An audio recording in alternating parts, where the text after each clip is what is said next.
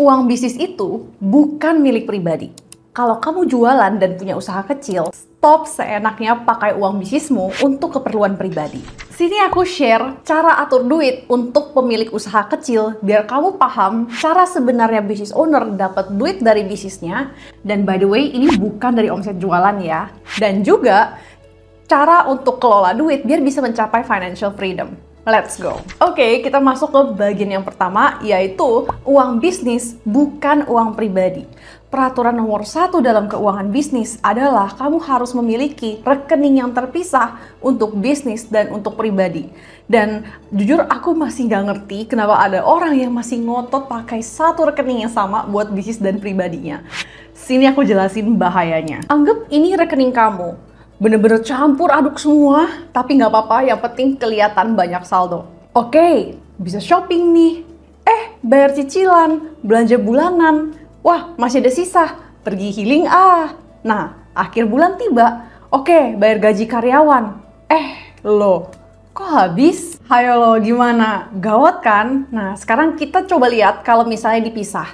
Anggap ini rekening bisnis dan ini rekening pribadi. Jadi customer transfer ke rekening ini, oke. Nah, jadi kamu juga bayar gaji karyawan, biaya operasional usaha, semua pakai ini. Semua keperluan pribadi seperti shopping, bayar cicilan pribadi, itu semua pakai rekening pribadi. Nah, sekarang gampang banget kan kelihatan duit bisnis yang tersedia untuk barang-barang bisnis itu berapa, dan juga uang pribadi yang tersedia untuk keperluan pribadi itu berapa. Oke, mungkin sekarang kamu bingung, kalau misalnya uang bisnis dan uang pribadi itu dipisah, dan customer itu kalau belanja transfer ke rekening bisnis, berarti rekening pribadi makin lama makin menipis dong. Ownernya dapat duit dari mana? Nah, kita masuk ke bagian kedua, cara business owner dapat duit. Banyak orang yang pikir kalau business owner itu dapat duit dari omset jualan, padahal business owner itu dapat duit dari gaji owner dan profit sharing. Tapi sebelum aku bahas masing-masing, kalau kamu suka belajar tentang bisnis atau keuangan, jangan lupa untuk like dan subscribe biar kamu nggak ketinggalan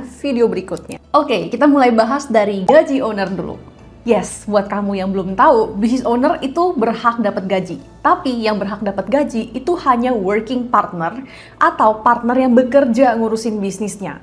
Kalau misalnya ada partner yang hanya nyetor modal doang tanpa bantu urusin, dia tidak berhak mendapatkan gaji owner. Nah, gaji owner ini biasanya ditransfer tiap akhir bulan dari rekening bisnis ke rekening pribadi. Karena jumlahnya itu fix dan stabil, ada terus tiap bulan. That's why biasanya uang yang dipakai untuk alokasi biaya hidup, untuk tabungan, itu biasanya gaji owner.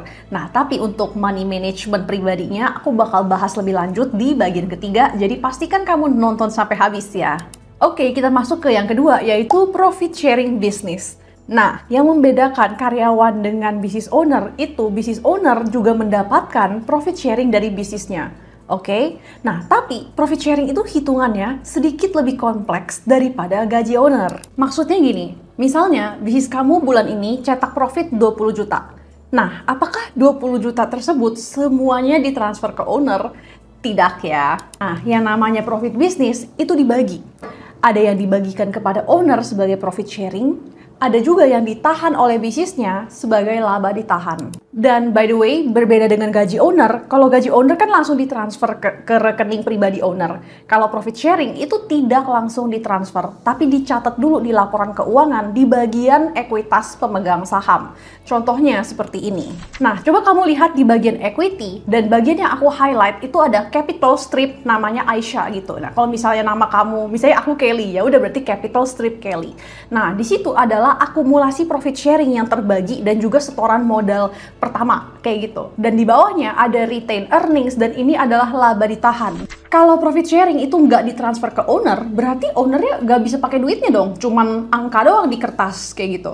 Nah, kalau misalnya ownernya itu butuh duitnya, dia bisa melakukan yang namanya penarikan modal. Nah, untuk kamu yang bisnisnya itu UMKM perorangan atau berbentuk CV, kamu bisa melakukan penarikan modal dalam bentuk PRIV. Oke, ini tidak dikenakan pajak dan tidak perlu melakukan RUPS. Buat kamu yang bisnisnya sudah berbentuk PT, melakukan penarikan modal itu harus dalam bentuk dividen. Dan ini itu harus mengadakan RUPS dulu dan juga dividen ada kena pajak. Karena profit sharing itu angkanya naik turun dan untuk di lakukan penarikannya aja ribet gitu ya, harus lakukan prive dulu, dividen dan lain-lain. That's why kalau misalnya kamu mau kelola duit untuk biaya hidup sehari-hari, untuk nabung, biasanya aku bakal sarankan untuk dikelola dari gaji owner dulu karena fix dan stabil.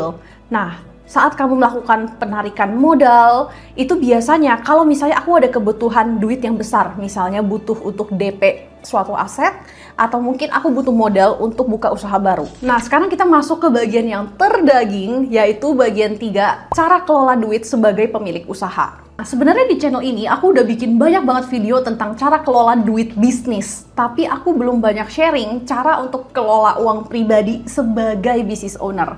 Jadi langsung aja kita bahas tuntas di video yang ini ya. Kamu harus tahu ada 5 level kelola duit dan tidak boleh ada yang di skip, oke? Yang paling pertama itu cash flow positif, yang kedua itu lunasi hutang, yang ketiga itu dana darurat, yang keempat itu proteksi, dan yang kelima itu baru investasi atau tujuan keuangan. Oke, kita masuk ke level yang pertama, yaitu cash flow positif. Nah, maksudnya berarti income harus lebih besar dari pengeluaran.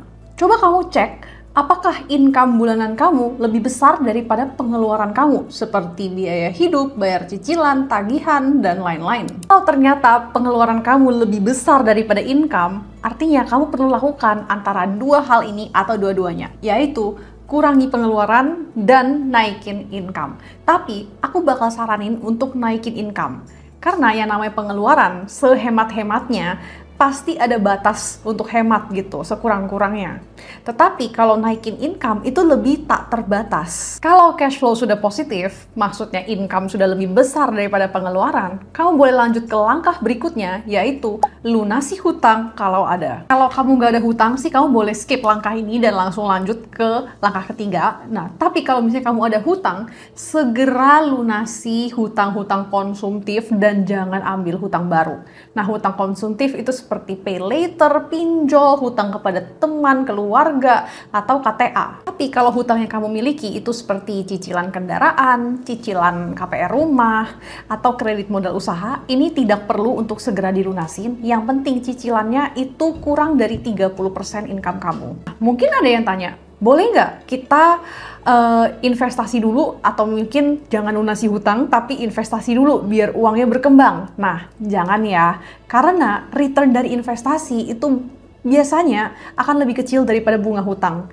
Jadi pastikan kamu benar-benar tuntasin itu hutang-hutang konsumtif, terutama pinjol-pinjol, oke?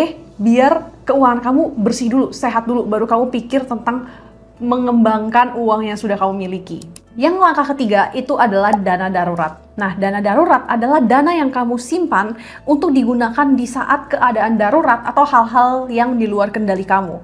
Misalnya, kecelakaan kendaraan, atau mungkin kamu harus tiba-tiba ada peralatan atau barang-barang perabotan rumah tangga yang rusak dan kamu harus keluar duit, dan hal-hal yang di luar dugaan lainnya. Tujuannya biar saat hal-hal yang plot twist ini terjadi, kamu nggak stres cari uang tunai dan kamu nggak perlu pinjem duit atau jual aset karena sudah ada uang cadangan. Nah, butuh berapa dana darurat? Nah, biasanya sih sekitar 3-6 bulan biaya pengeluaran.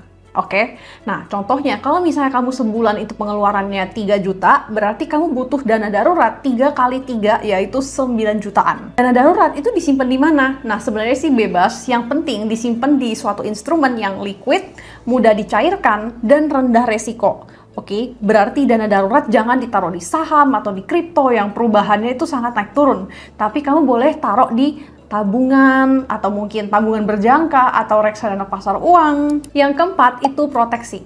Tenang, aku nggak pernah jualan asuransi, ini cuma buat edukasi aja. Nah, asuransi itu untuk proteksi keuangan ya, bukan untuk investasi. Jadi jangan pernah beli asuransi dengan harap cuan atau investasi, karena kamu pasti akan dalam tanda kutip rugi gitu.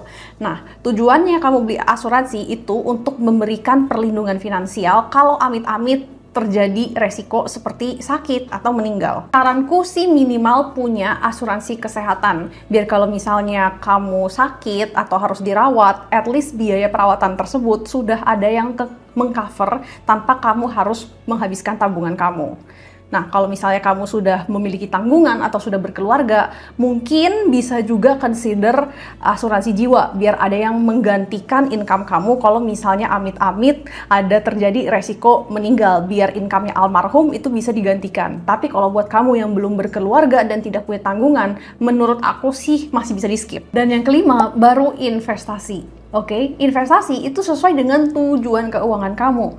Nah, tujuan keuangan kamu itu apa? Mau beli rumah, mau nikah, mau pergi liburan? Coba list down dulu contohnya seperti ini gitu. Misalnya investasi 1 itu untuk goal 1 gitu. Misalnya goal 1 itu untuk DP mobil kayak gitu, misalnya 50 juta 1 tahun lagi kayak gitu. Nah, habis itu kamu juga ada investasi kedua untuk mencapai goals kamu yang kedua. Misalnya kamu mau DP rumah, misalnya 300 juta 5 tahun lagi. Kalau kamu udah tahu kebutuhan uangnya berapa dan berapa lama lagi, baru kamu bisa memilih instrumen investasi yang tepat. Nah, ini tuh tergantung dari jangka waktunya. Oke, untuk goals jangka pendek yang kurang dari setahun, kamu bisa investasi di reksadana pasar uang, di tabungan berjangka, atau di deposito. Nah, untuk goals jangka menengah, sekitar 1-5 tahun, kamu bisa investasi di instrumen seperti obligasi, reksadana pendapatan tetap. Dan untuk goals yang jangka panjang, yang di atas 5 tahun, kamu baru bisa investasi di instrumen yang lebih beresiko, seperti saham atau reksadana saham. Dan ingat, jangan pernah investasi di instrumen yang kamu nggak ngerti. Sejauh ini, aku udah cerita panjang lebar banget tentang cara kelola uang yang kita dapat dari bisnis kita. Tapi di video ini, aku belum bahas cara untuk kelola uang bisnisnya. Oke, dan ini tuh dimulai dari pencatatan keuangan yang benar. Nah, kabar baiknya, aku udah share pencatatan keuangan bisnis sesederhana mungkin dalam 5 langkah aja dan kamu bisa nonton di videoku yang ini. Thanks for watching dan sampai jumpa lagi di videoku yang ini.